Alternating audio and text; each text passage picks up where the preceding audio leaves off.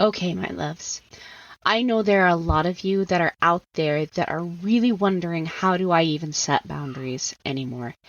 Maybe you didn't grow up with great boundaries. Maybe boundaries weren't really modeled well for you, or maybe you were told that you cannot have boundaries. Maybe you're tired of being gaslighted in your relationships, and you're tired of feeling crazy all the time and guilty for trying to make a difference in your life. If this is you, then I want you to come schedule a call with me. Let's chat about the Unashamed Image Program. The Unashamed Image Program is geared towards you specifically.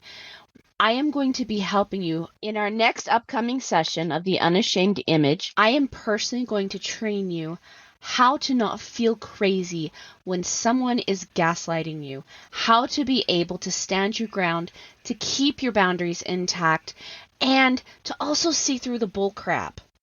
I am also going to be teaching you how to set really confident boundaries that you can really rely on. And I'm going to help you communicate them in a way that really makes sense. Basically, I'm going to help you live a life free of shame and on your terms. If you are ready and you are done feeling all the shame and guilt for trying to set boundaries, if you are not willing to live another moment the way you are right now and in somebody else's shadow, then this is the time to schedule that call with me. It's completely free, no pressure, just love, just support. Go to www.erinandersonthetraumacoach.com. Scroll down the page to where it says, Let's Chat About Working Together. Click on that button and it'll take you to my booking page. If you're ready to live the unashamed life, schedule that call. Let's get you in the Unashamed Image Program, my loves. From my heart to your heart. Bye. Hey everyone, welcome back to another episode of The Other Side of the Struggle by Erin Anderson, Betrayal Trauma Coaching. I'm Erin Anderson, your host, and I am super stoked that you guys are here and listening in. But if you're just joining this podcast, let me tell you a little bit about it. We talk about healing from betrayal trauma and how I personally healed my own betrayal trauma. And also some of the other things that I've learned along the way as I continue to heal and coach other men and women through their traumas.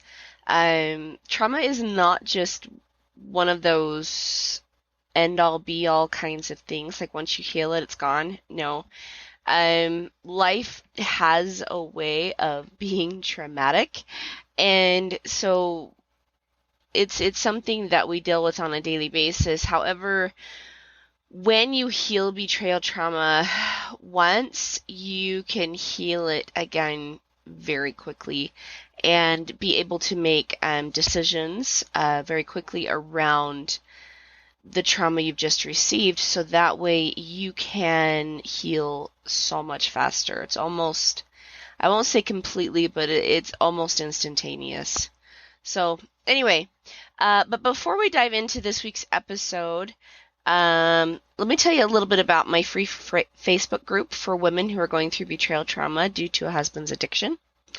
In this group, women are able to voice how they feel about the struggles they're going through with the addiction, and also find a camaraderie of other women going through similar situations. You can get some detailed coaching from me, plus any events or offers that I have going on are always put right there in that group. And so you can find me there actually at www.facebook.com/groups/the other side of the struggle. I'm also on Instagram at Erin Anderson Betrayal Trauma Coach. Just leave off the H just because there wasn't enough letters.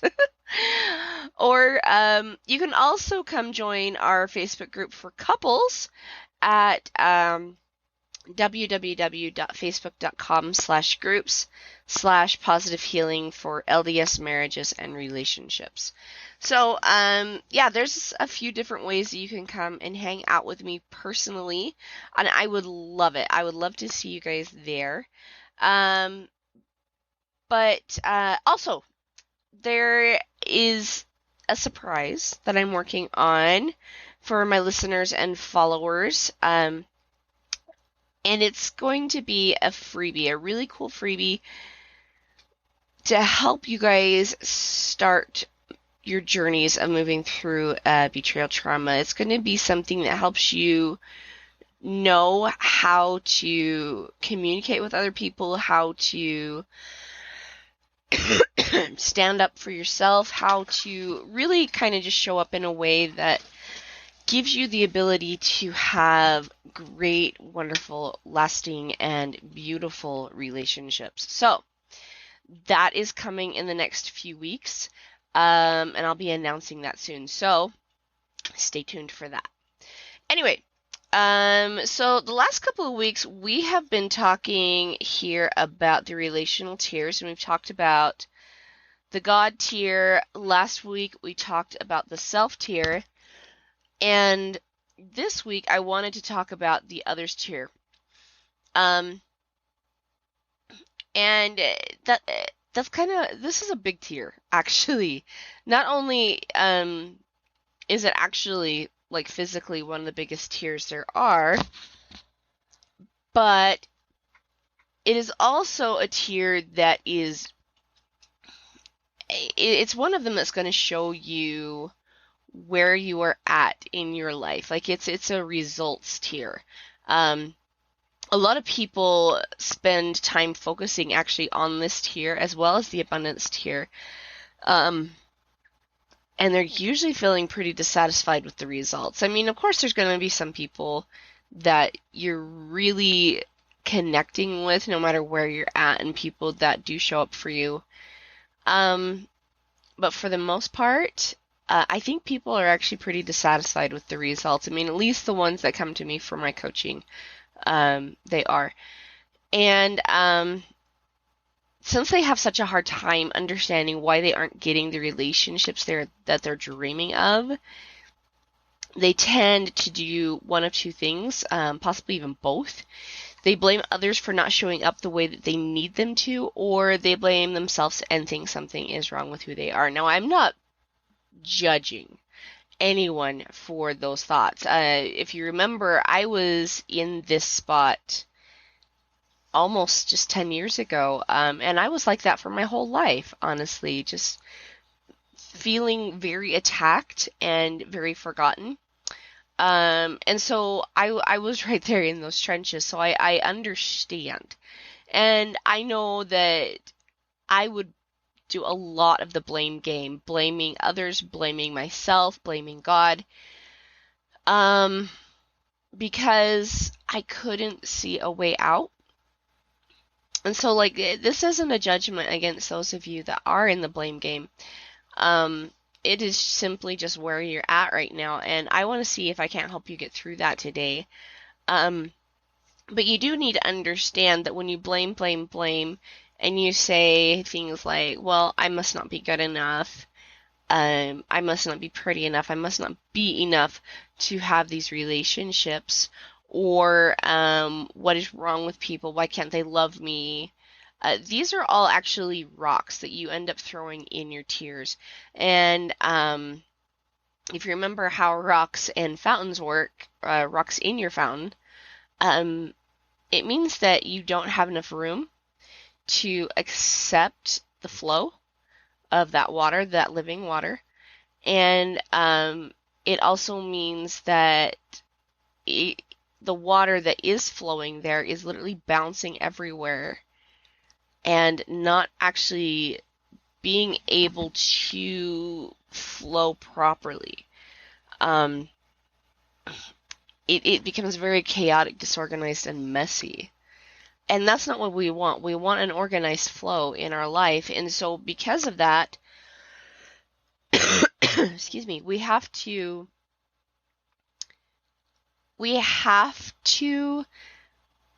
get clear with what those rocks are.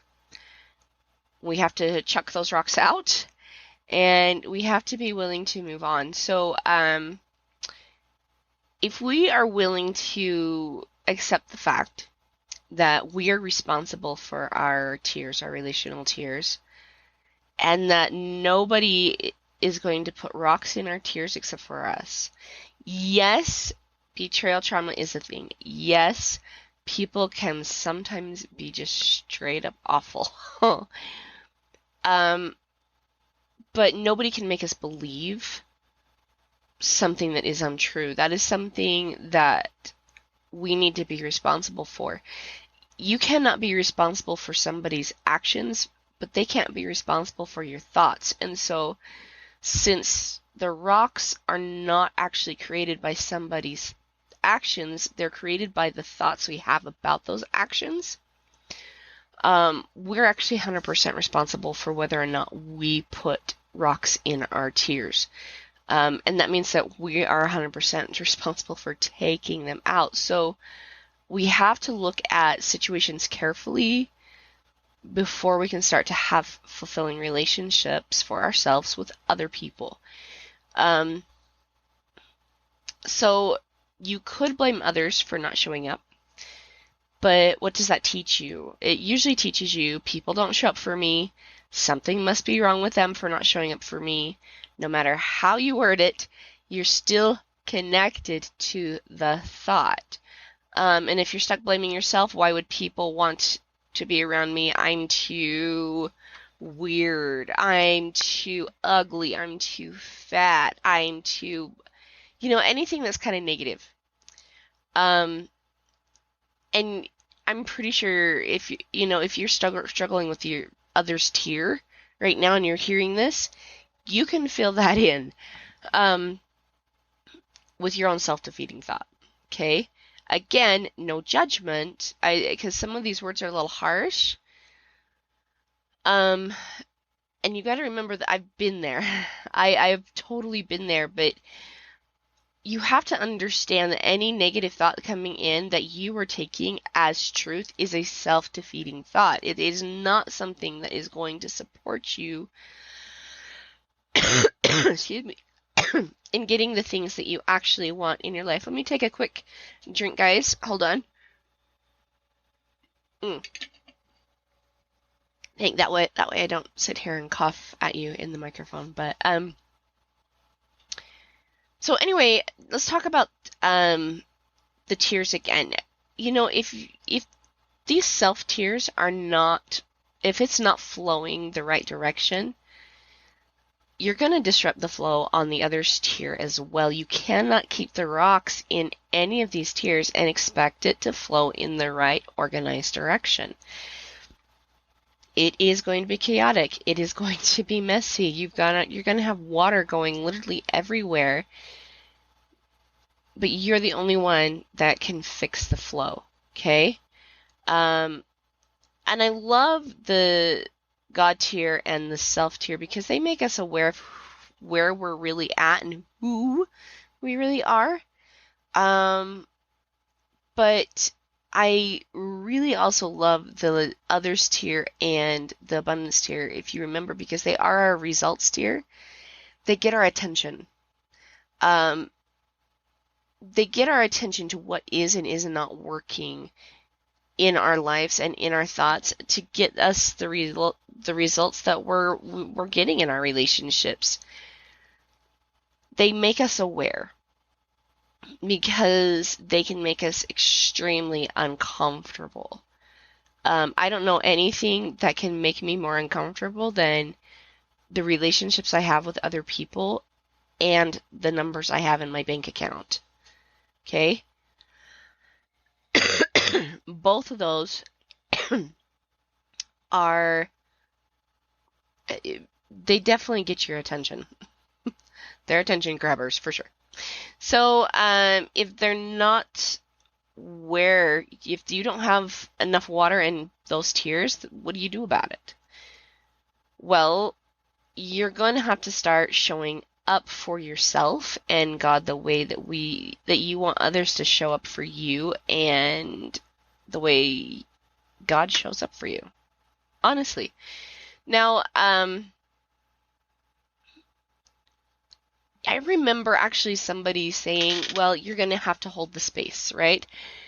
And I remember sitting there thinking, what? Hold the space? What do you mean by hold the space? That is so confusing. And when I say you're going to have to start showing up, showing up for yourself differently, I kind of think it's like that, you know? Okay, well, that sounds all nice and flowery, but what does that really mean? Well, let me tell you, okay? Showing up for yourself has everything to do with being clear on what you want. If you're getting relationships, if relationships are showing up for you in a negative way, and you've got a negative number in your bank account and your relationship account, the chances are that your thoughts around relationships are not good. Okay, the thoughts that you have around money isn't good. And we're going to get into the others tier, so I'm not going to, not the others tier, we're in the others tier, the abundance tier. So I'm not going to spend time focusing on the abundance tier today. I really want to spend time focusing on the others tier. But showing up for yourself means getting clear on the way that you want other people to show up for you. It means showing up, getting clear on what it looks like to be a best friend. Getting clear on what it is you actually want people to do for you. And how you want them to start being there for you. Like, what does a best friend look like for you? And you need to get clear on that. Because if you're not showing up for yourself that way,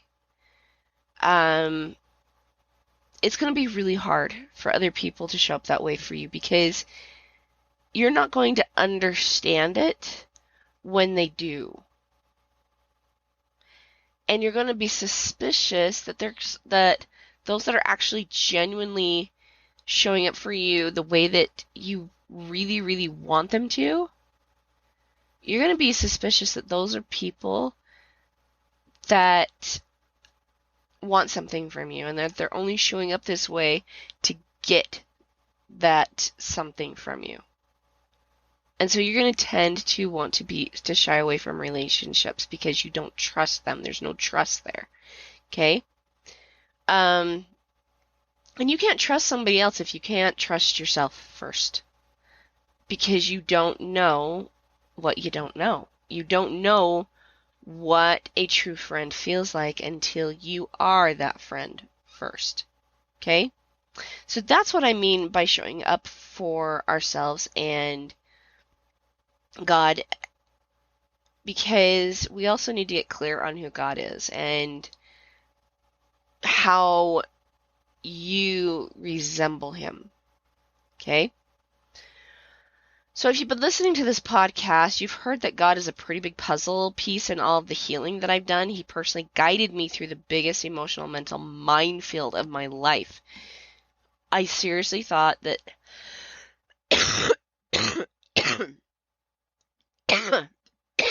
I'm so sorry to hack at you guys in this podcast, guys.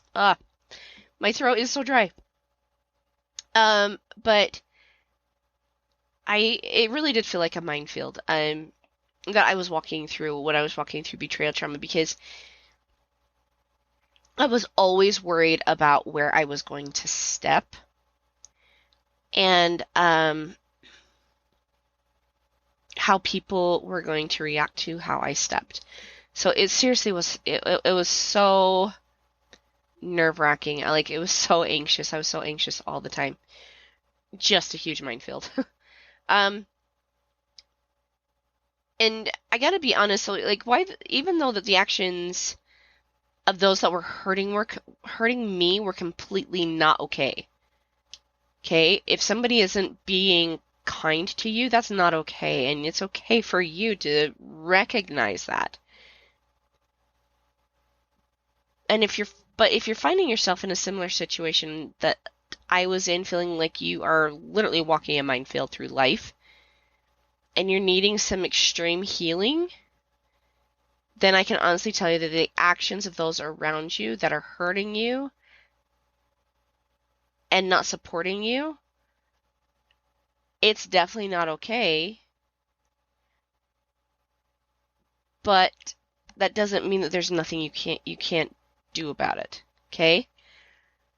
You can't, again, I said this earlier, you can't do anything about other people's actions. That's a stimulus, right? We can't control other people.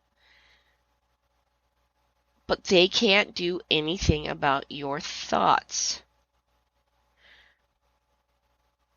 And if you, I'm going to pause kind of my thought process here for a second. You know, I really go back when I say that people can't do anything about your thoughts. I go back to the Nazi concentration camps when I think about this. Actually, a lot of really terrible, terrible things were done to those people, done to the Jews during that time, and but one thing that was kind of a recurring theme as I've studied the lives of some of those people that went through those concentration camps and survived, what I learned is the one thing that their captors could not control and could not take away from them was their thoughts. They were still completely free in their thoughts.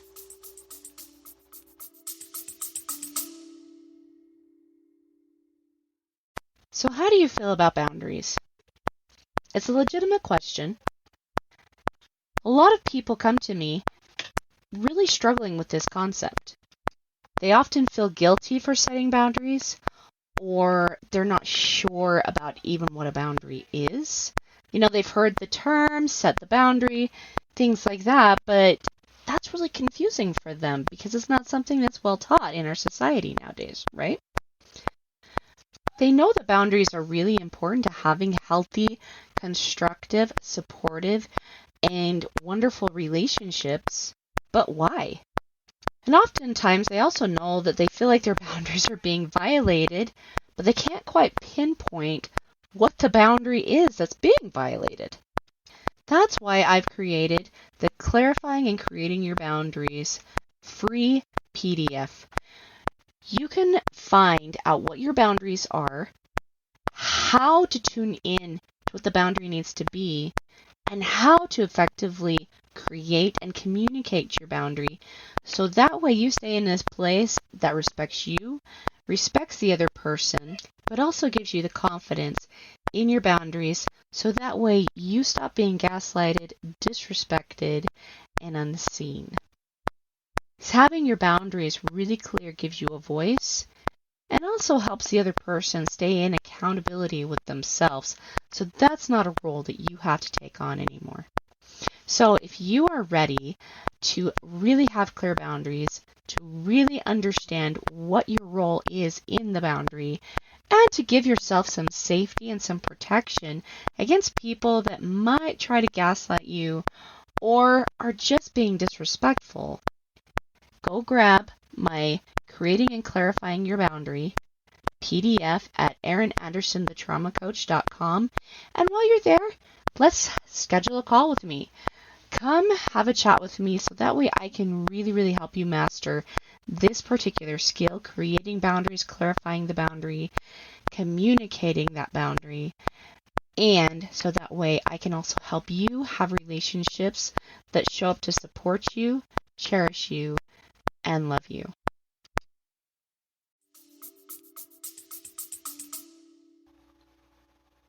And that's where we start. Because even though horrible, horrible things can be happening around you, and people can really show up in crappy ways, in ways that you don't deserve. That's true. The way you think about it is going to change the way you respond to it. Okay? And again, you don't have to think that their actions are okay. Not at all. I mean, it's not okay what happened to the Jews, right? But what I am saying is you need to change your mind about you and God and the way you're showing up for those relationships before you can change the way others and abundance thinks and shows up about you. Okay? You teach people how to treat you, and it's completely okay to set boundaries. But to set proper boundaries with others, you have to first set proper boundaries with yourself. Meaning that you have to set a boundary that you are not going to think anything less about yourself anymore. That you're going to have to start thinking that you are a fantastic human. That has to be a boundary. If you're going to get fulfilling relationships, well, you cannot go to them thinking, well, I have nothing to offer these people. You have to think you're a fantastic human in order to get fulfilling relationships showing up for you. Okay? So, when my relationships weren't good, I didn't realize how my thoughts about myself were causing the problems I was having in those other relationships.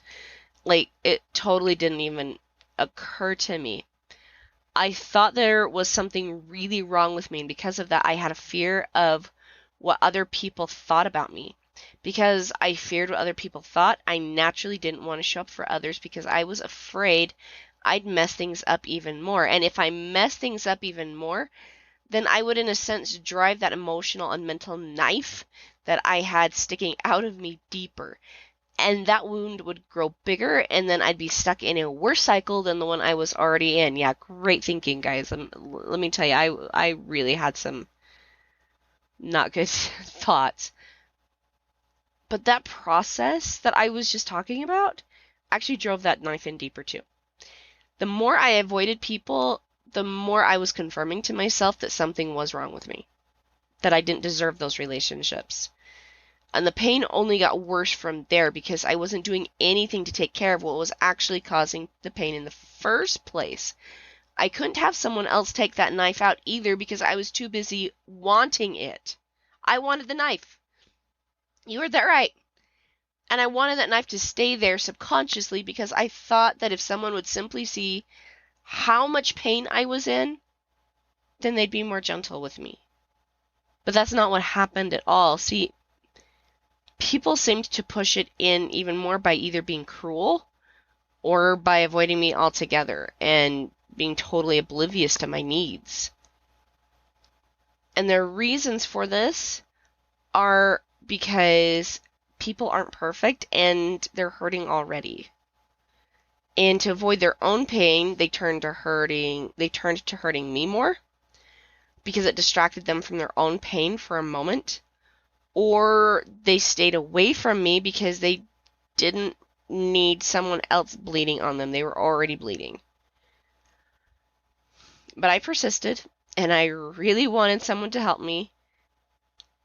But it was like begging someone who wasn't a doctor to heal a wound that only a doctor could heal. That turned into a trust issue that I had with God. I didn't think He could heal me because He wasn't sitting right in front of me. And so I literally went around like this for 27 years of my life, wondering when I was going to finally not be in pain. And that thought process actually almost caused 2 suicide attempts because I really thought the world would be better off without me and that I was unlovable, which blocked me from having fulfilling relationships. You can't have relationships if you don't feel like you have something to offer them. But I have to be honest, I am grateful I did have the sense to fight back on the thoughts of suicide that kept coming in. But I got to a point where I had to start asking myself some really serious questions. And these questions were, am I really going to limit God's power and promise of healing to him needing to be in front of me to heal me? Like, do I really actually need him to physically touch me to heal me? Well, that puts a giant limit on his power. How can I expect others to see me clearly when I can't even see myself clearly? And that put a limit on my power. And how can I expect others to treat me with love and respect when I'm not giving those to myself already? I've said it before. I'll say it again. The others tier and abundance tiers are results tiers. They're the ones that give you the big insights into your thoughts. And so once I realized that, I decided I needed to get in and do some serious, determined, and what's the word? Decided actions, like very intentional actions. I decided that if I wanted people to show up, love me, respect me, and feel blessed to be around me, then I needed to show up that way for myself first. I couldn't give what I didn't have, and I didn't have a way to teach people how to treat me because I was guilty of treating myself the way I didn't want to be treated. Yeah, I was guilty of treating myself the way I didn't want to be treated. I was so focused on what I didn't want that I only created more of what I didn't want. It was time for me to get clear on what I did want in the way someone would show up for me so I could create that for myself. I could start showing up for myself that way. But it was going to take me being really, really intentional and vigilant about my thoughts, about who I was, and the way I was showing up too. So I would write down my thoughts, especially when those thoughts were unkind, impatient, or ungenerous. I'd write those down, and instead of what I wanted a perfect, and then instead I would write down what a perfect friend would think about me, like how they would show up. So I would think things like for an example, I would think things like, oh my gosh, Erin, what's wrong with you? Why on earth are you so dumb? How could you get distracted and burn the cake? Are you really that incompetent? To, hey, it's okay, you burned the cake. You're a busy mom, and you're trying to show up for everyone in your life the best way you can. So you sat down a little long and you scrolled through Facebook. You needed a break, so it's pretty understandable why you got distracted. Yes, you may have to make another cake, but you can get to make this one even better than the last one. And you're so amazing that you probably won't make the same mistake twice, Erin. Even if you do, though, sit down and have a laugh about it. It would be a really funny story. And once I started treating myself this way, and started seeing myself this way, I began to create a deep love for myself. And when I started having that deep love for myself, it started to kind of spill over onto other people. When I was too busy being negative, that's what was spilling over onto other people. And naturally, they just kind of want to hide. They want to just scatter. They want to get away from you. Okay, so it was actually repelling other people that I really did want in my life. I believe it when God says, love thy neighbor, though. Love thy neighbor as thyself. I should say that. I believe that. But if we're so busy literally beating ourselves up emotionally and mentally, then we must be pretty unfortunate neighbors to be. That's not how I want to show up for other people. I want to treat others well, and so that means I've got to treat myself well too. I want other people to know that they deserve the biggest slice of life cake that is sweet and beautiful and wonderful and perfect. So I needed to be clear and get that for myself as well, so I could share that. Okay? The more clear we are with being our own best friends and how truly amazing and fantastic we are, then the clearer we become with other people and who they truly are. When I saw myself the way God saw me, I realized how beautiful, intelligent, amazing, fierce, loyal, and perfect I already was, and I was able to see that in other people too.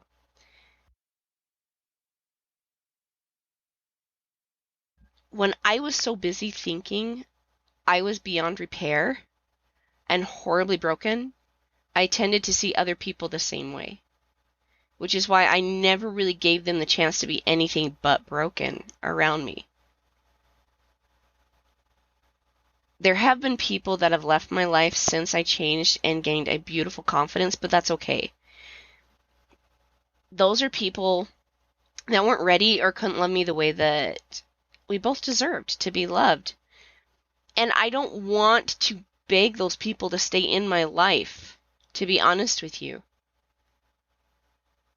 Why on earth would I want someone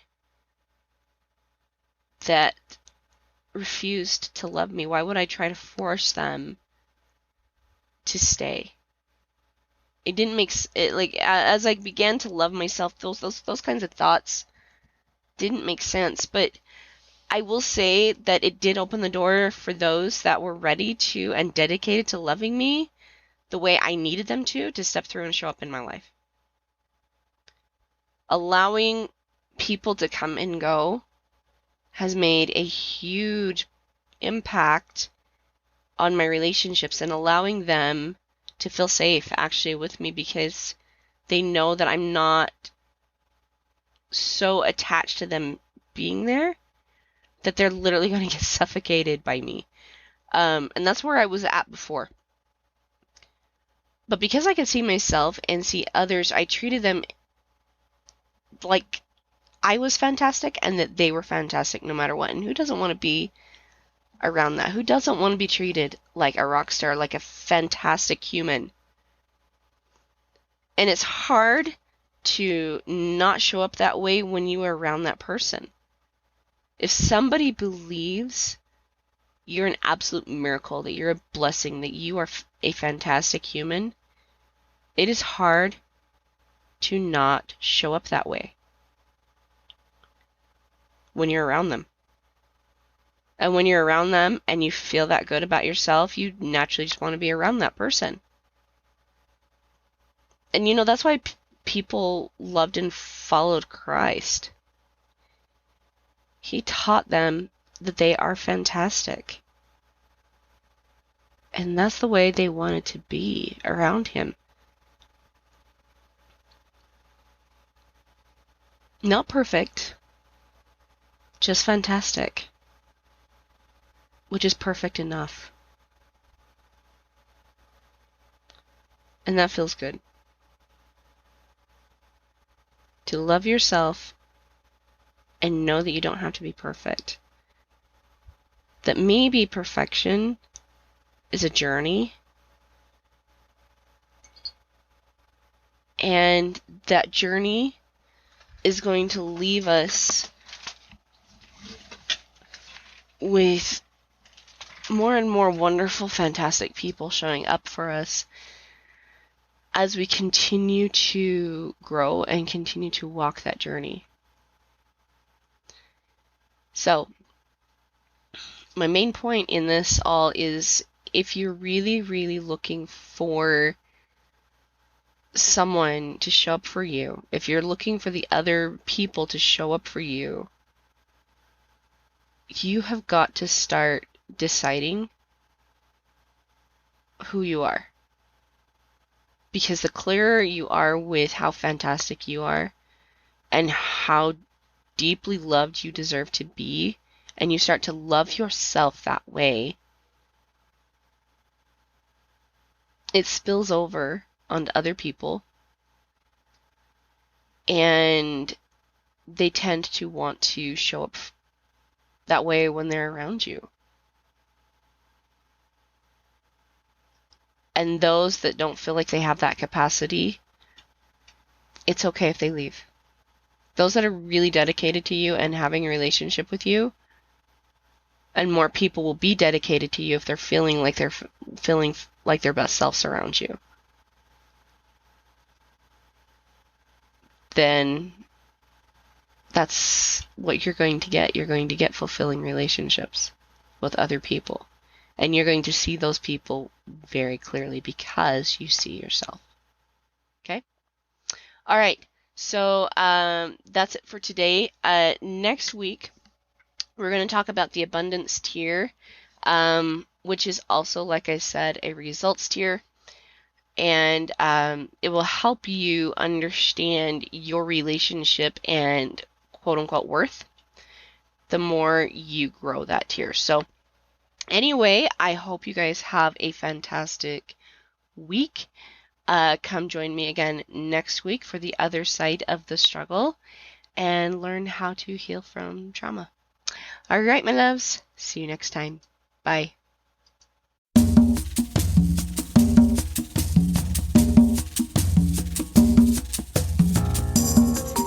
Hey guys, thanks so much for hanging out with me today and listening in on this podcasting episode. Don't forget to tune in next week. It's gonna be awesome.